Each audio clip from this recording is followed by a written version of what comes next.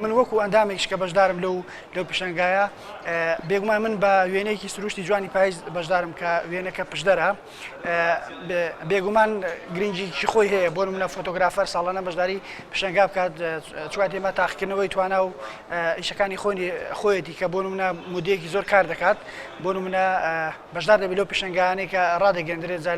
لە پاییزدا بێ یاخود لە هەر وەرزێکدا بێ یاخود لە هەر بوارێکدا بێ.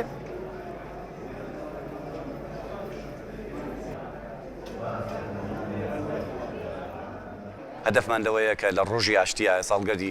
ڕۆژی ئاشتیە ئەمانەیە لە ڕێی هونەرەوە ئاشتی بەرقەرار بێت لە کوردستانە و پیشاندانی شوێنە سیاحی و گەشتیارەکانی کوردستان بە نێوخۆی کوردستان و بە دەرەوەی کوردستان ئێمە لێرەوە بە خاوەن نیشتیمانیان بڵین کوردستانی هەر چوار پارچە لە ئەوروپا و ئەمریکاش خۆشترە.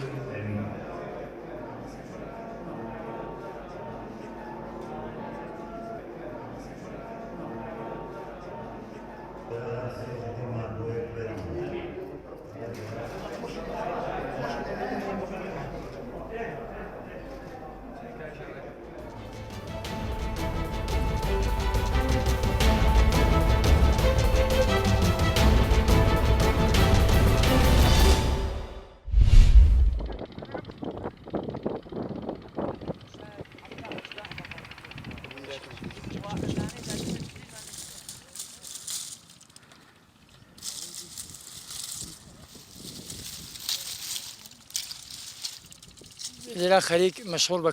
کار خێرکاری و گەوجەکاری ئەنجامەوەین. قبلەن هەفتە شتێکدارێکم بووی قبلەن وەلی مقدارێکی کەفتە ژێر ئاو سەدەگە و مقدارێکی ما هەروە 2 هەکتارێکی مایسە خەریکین وەوە زندگی خۆمان ئەگوزارنین. باخمانە لە لای ترە و باخمان زۆر لێ کەمە ئیسە لێرە و لە لمای سەدە و چکێ زەویمان بیوە کرمانجە خەیار و توماجە بەرخاترەوە نەڕوینە شارستان نەڕوینە ئەملا ئەولا.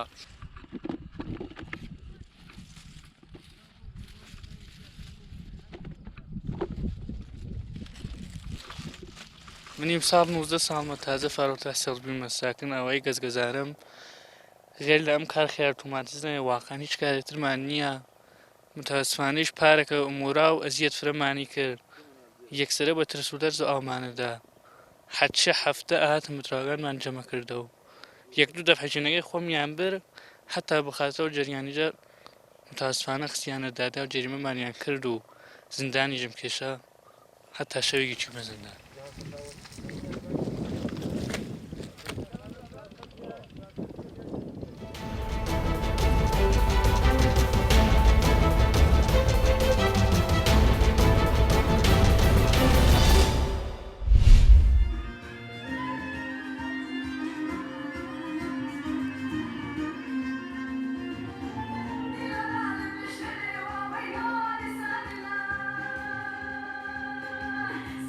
جلەکێ کۆمەعانی باشوور باکوور ڕۆژاوا ڕۆژهەلات ینی هەمووی هەرەمە مە ئیرۆ جلێ خۆ دانیشاندان هەم هەرەم و ئاریەتەجێ بە هەرەمە مەسەلە بێژم باکوور بێژم ئالێ ئامەدێ مردینێ ئۆدا سەرحەدێ جوان دەرەمە ئاری جل ئانی مە پارڤەکرد بێژم حولێرێ سلێمانیێ.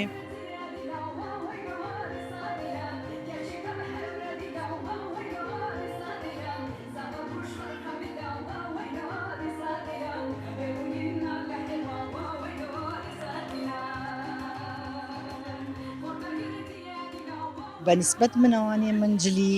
سلێمانیم لەبەر کردووە کە ئەمە جلی تەمەنی گەورەکانمانە واتە دایک و نەنک و ئەمانە و ئەم لە سلێمانیا زۆر بەربڵاوە هەتا ئێستش طبعاً کراس و کەوە و ژێریشی و لەگەڵ یا چەفتە دەسماڵ و لەگەڵ ئەم کڵاوەش پێی دەوترێ فێست.